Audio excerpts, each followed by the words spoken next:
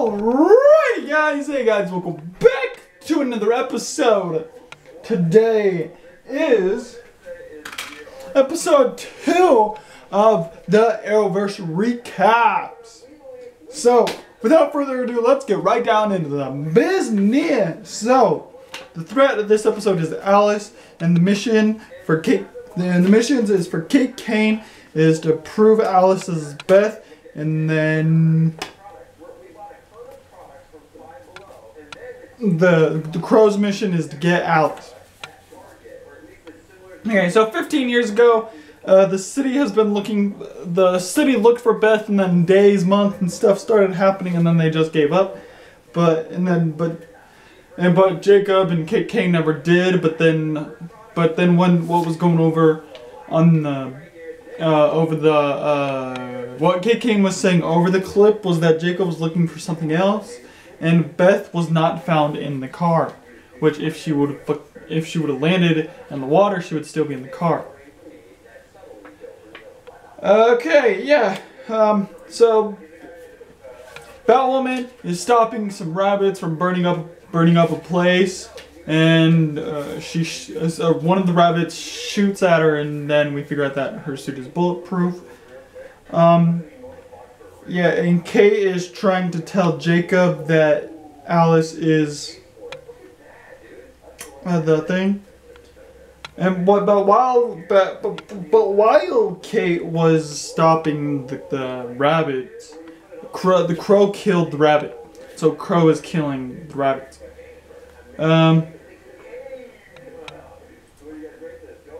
Her plan is to take everything that Jackob cares about away from him. Past stuff. Kid Kate has nightmares about her sister leaving her, or something like that. Weapon tour. Oh yeah, okay. Weapon tour is Luke going like, "What's this? It's a rebreather. What's this? Oh, it's a laser cutter." And yeah, and she's like, "Oh, that weapon." And then she also mentions, if I would save you, I would save you as Wonder Woman. And then Kate roasts. She says something roastable, something, and yeah. And so Kate Kane still has the knife, and so she tries to have Sophie scan it for her, well, in secret. But then the rabbits attack at Crow, and then the rabbits got the knife and take the knife away. Secret Kate clinic. Then there was a rabbit goon at the clinic, and Kate, and she told the rabbit goon to give Alice a message called waffles, and that means that it was their favorite waffle stand. Luke is the man in the chair, is our man in the chair, taking it from Spider-Man Homecoming. Now back to Kid Kate thought it was her fault for letting Beth go down. Alice is at Alice. Okay, so before Alice was torturing these two people, and I didn't know where they were at. But then later in the episode, we figure out that it was their old house, and then she killed the two owners of that house now. And then Alice is getting in Kate's head, like, oh yeah, just talking to her. Alice thought she would be found.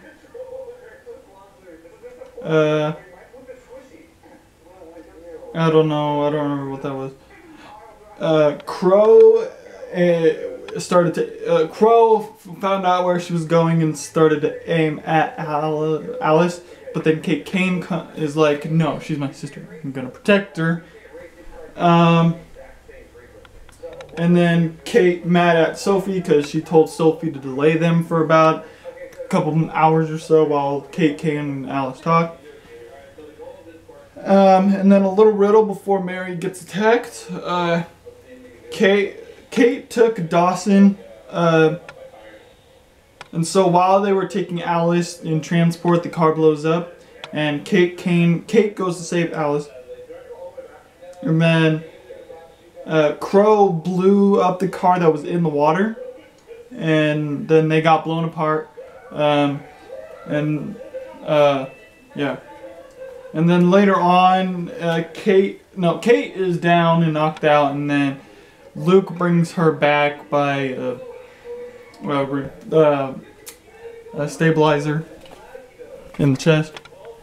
And then later on, we get a report about Robin. So Robin's in the CW also. Mary was attacked because Alice thought she was replacing her. Jackob wants Kate to drop it. To drop that Alice is Beth. Sophie and Kate talk about if I wouldn't have known about your wedding, I would have come.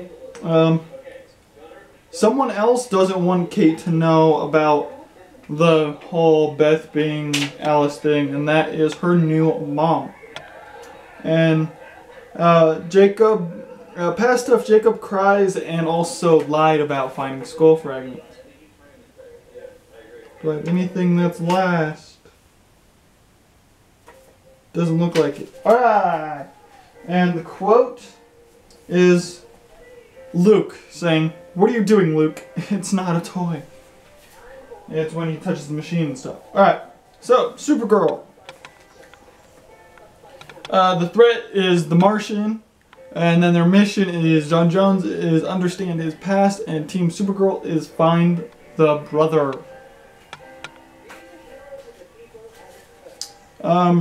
Reminders. Okay.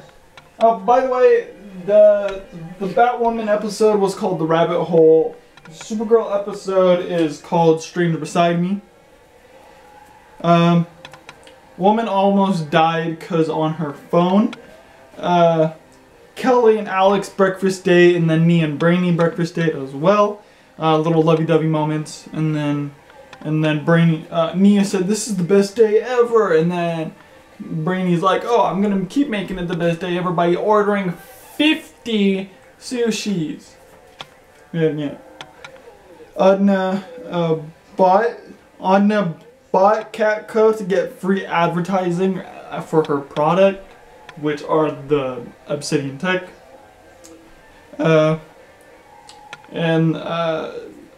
James and Kara are walking with coffee, and then James is just like, oh hey, I have 2 ways to get off the show, depending on which way they want to write me. He could be elected, or he could go work for a museum or something like that.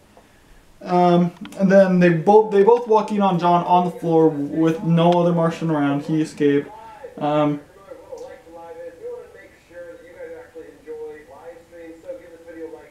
Cure in filter equals Q waves.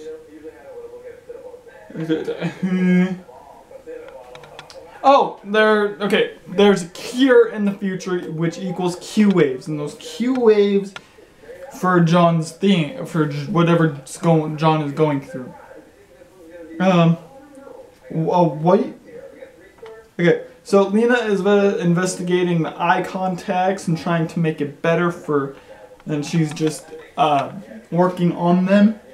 Lena plans to be rid of people hurting others, and then the White Martian with the brother.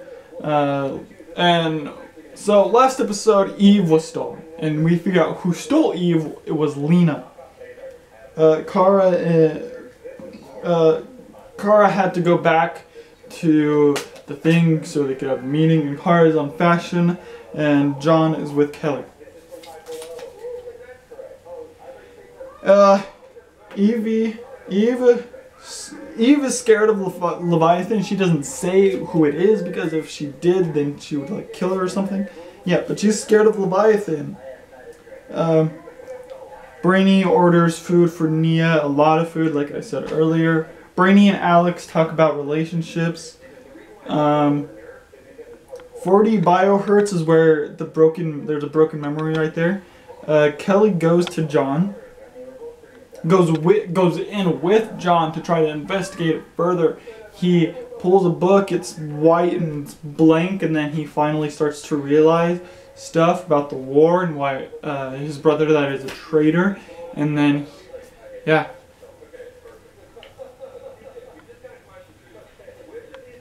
And someone wiped his mind. William. Okay, so Alex and Brainy find where the thing is, and so they gotta go. They go to the area, and then they actually no, they get called, and then William is tracking Kara. So he rebuilt it by remembering what happened. He rebuilt his mind by remembering what happened. James tells John not to give up, and William is in the sewer with them.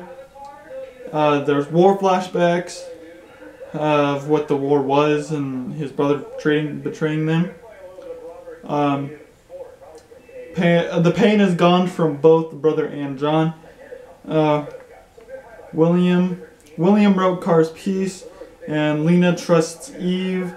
The Martian follows Alex, and then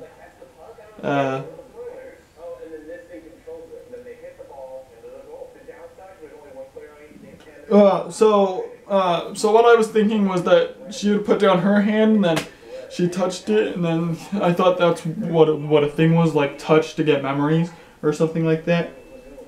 But Alex knows it's not Kelly because she was like, I can cook up some of that blueberry stuff, and then he was like, yeah, that seems good, and then he was like, oh crap, press the button, and then the Martian v. Kara, which is in Alex's form, and then is fighting. They fight, and then at some point there's two Kellys, and so Alex has to choose which one is the right Kelly. She does, and then pushes her off, but then Supergirl saves her.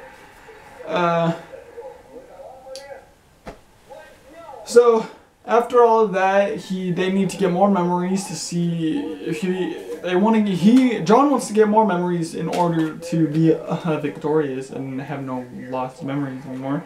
But in doing that, it would cause a full reset on his mind. And yeah. But then the Martian had that, and so, but the other Martian had that, and so reset your brain is now a whole thing. Lena wants to evolve Evie with Hope, and then the last thing is that Evie is Hope now. So we can't call her Evie, we have to call her Hope. Alright, so the quote for this episode is Lena saying, if you want me to trust you, try telling the truth for once. Alright, now we're on to The Flash, titled A Flash of Lightning. The threat for this episode is Esperanza, also known as Ultraviolet, or how she called herself, Ultraviolet. Barry's mission is to know the future, and Cecile's mission is to find the killer. And so, this episode starts off with Barry mourning in the darkness. And then they're like, we've changed the future before, maybe we can change this too. And so Barry is now going to the future to see it for himself. Ramsey gets more dark matter, but then his powers go off the rail and stab the buyer that he was getting it from. Frost has a disguise so she can have Caitlin's voice, but still be Killer Frost. And then she has a salty ass attitude. A quote from Cisco.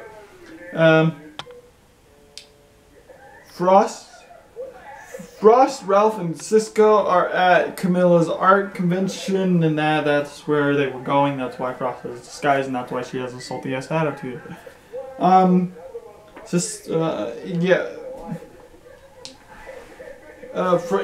is hating art.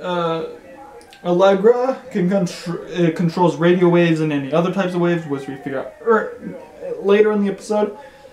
Cecile reads Allegra's mind, and she knows that it's not her.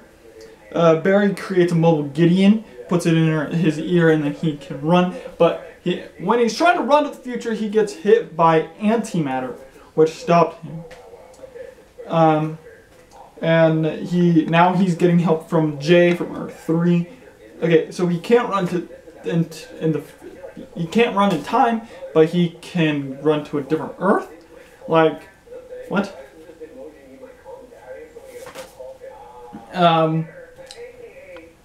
Jay said that he made the right call to go see the future for himself. And he usually didn't do that in like season 3. He wasn't really happy about that. Then there's a hyper collider, which he can go see the future without having to run to it. And then he sees Mama Allen, which her name is actually John Williams,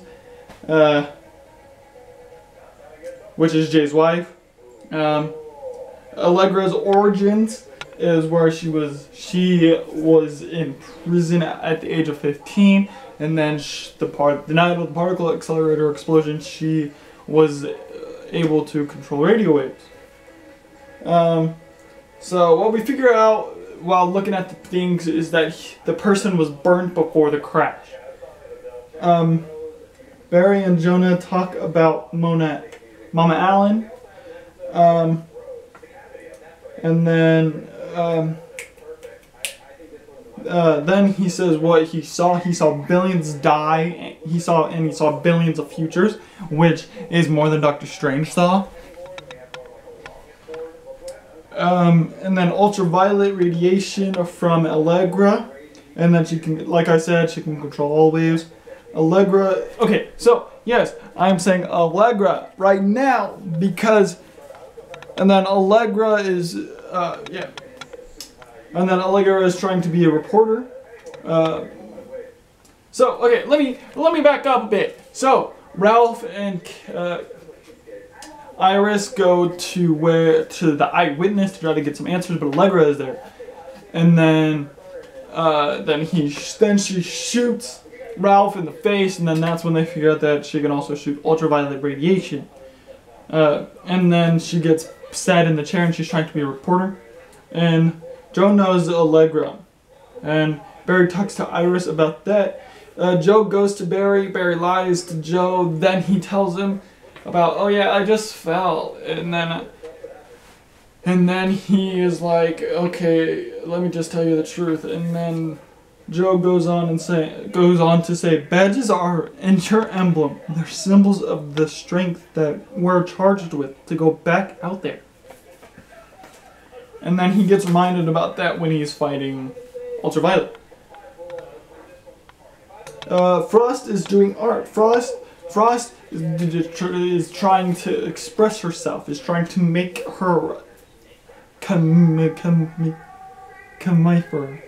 whatever.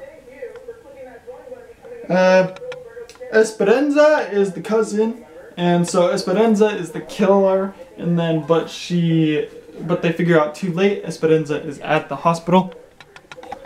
And then Barry goes to CCPD. The ultraviolet light is 80 times his speed. And Esperanza tried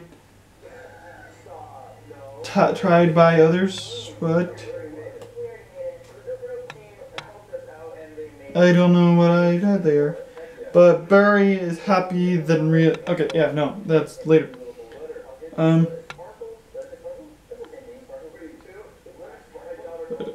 tribe guy, others. What?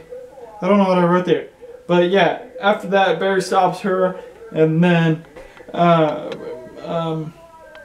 then they all get back to the Star Labs. Barry is getting fixed up, and then they see all the art, and then they're all laughing. Barry's happy, and then he realizes that what he has to do is prepare them for the crisis. And then Cecile decides to be the defense of to defend Metas. Allegra is now working for Iris, and Ramsey's test. Ramsey is testing on the guy that he hit earlier, but then he walks away to go work on it and to see what it does, but then he stands up and is like, hey, hey, sucker, look at this. Yeah. Alright, so the quote from this episode is Iris saying, "We control our destiny." And so, yeah. Basically inspiring. Alright, now back to the one and only episode that is the best freaking episode and possibly the season, because it's the final season. It's my final year as a super senior, dude.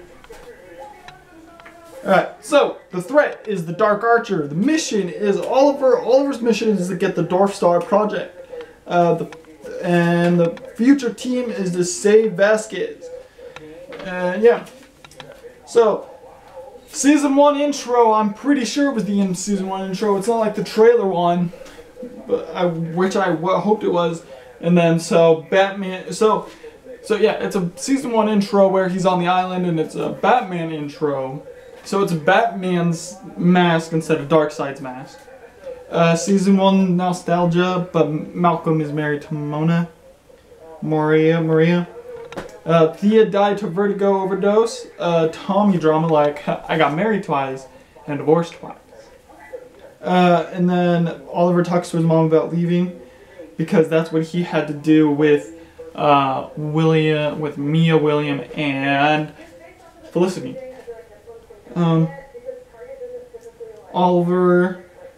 Oliver has a thing to go to Queen Malcolm, which is Queen Consolidated, but on another Earth. Archer v. Archer, but then we realized that, Laurel saves Oliver from getting hit by an arrow by that Earth's Green Arrow, which is Adrian Chase. Laurel's bunker because she's the lead hero on that Earth. The Dark Archer killed the scientists. Oliver was getting Dwarf Star, that's why he was at Queen Malcolm. And I'll get to the future stuff after. The Dark Archer is not Malcolm Merlin. He goes to Malcolm Merlin, and he's like, "You have failed this city." Swing, and then they have a cool fight scene, and then he takes off his mask, and he's like, "Oh crap, it's my best friend on this Earth." And so yeah, they're on Earth 2, by the way. They're on Earth 2. Diana takes the case of the Dark Archer, which actually we figure out later that she is also working with the Dark Archer, and so is her name. Sergeant Drake, she's a sergeant on that Earth. Renee is Tommy's bodyguard. John Diggle for employment or a company, and then that's the actual Diggle he got there by using Cisco's device. Diana is with Tommy, like I said. Tommy stole the Dwarf Star for Thea. He's using the Dwarf Star for a bomb, and that's the undertaking on this Earth. Oliver escapes with the help of Diggle. He gets help from the others. He gets from Laurel and Adrian Chase. Gets Tommy to stop the destruction. Oliver gets the Dwarf Star. Oliver tells Chase to change his name to Green Arrow. Oliver talks to Tommy, and then Oliver says bye again. And then the Earth gets swallowed up by redness, and then the Earth vanishes. So, but before that, Laurel is over at the police station. So is Oliver and Diggle, and so they're all there. Like, no, Laurel's coming in, and it's like, "Good thing you're still here. We got something." And then they're like, "Oh." oh crap, and then things start getting swallowed up. Moira gets swallowed, and then Tommy, and then they're like, we gotta get out of here. Yeet. Okay, future stuff. So they're at a Glades meeting party mission. They're at a Glades mission. They're at a Glade meeting. But then the future Team Arrow is all there in disguise, and so Mia's like, I just need some fresh air. There was some movement outside, so I'm gonna go outside. And then she does, and then she gets interrupted and has to turn around. And then it was JJ which told her to turn around. And then there's a tech at the arrangement. It was a distraction, so then they took Vasquez. Mia expected better out of the team. The Connor is the leader, so they're following Connor's lead, and so yeah. They found Vasquez, but Mia is versus JJ, and then they were gonna use Connor as bait, but then so what Connor thought was gonna happen was that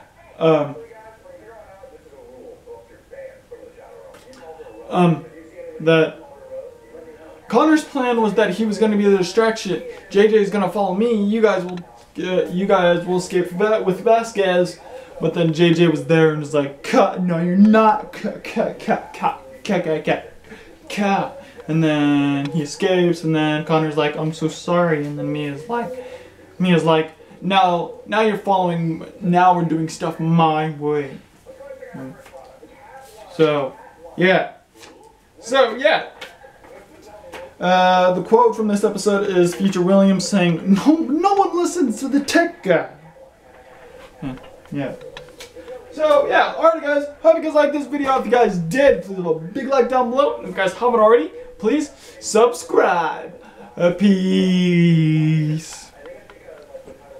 I know my video is longer than 24 minutes because, hey, I'm listening to a video that's always 24 minutes long, and then, alright, guys. Yeah, bye.